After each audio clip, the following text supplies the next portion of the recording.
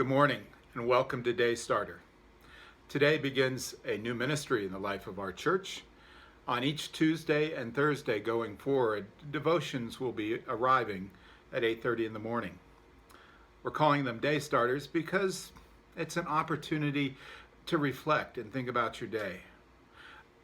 But in addition to helping frame the day ahead, each of our Day Starters will be about the upcoming Sunday's message. Kind of a way to get a head start on what we'll be reflecting on during worship. As we gather for this inaugural Day Starter, we want to be able to focus on John's 13th chapter, the opening verses of the chapter. It's the very famous story of Jesus washing the feet of the disciples at the Last Supper.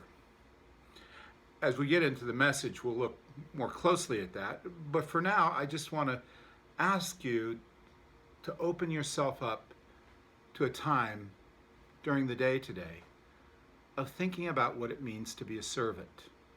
And perhaps the best way to begin is to think about the persons who have served us in our lives.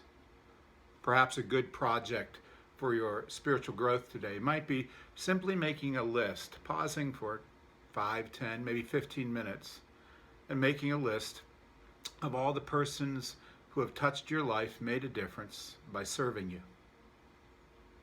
In my own life, I think of many people, but one in particular stands out in my mind right now.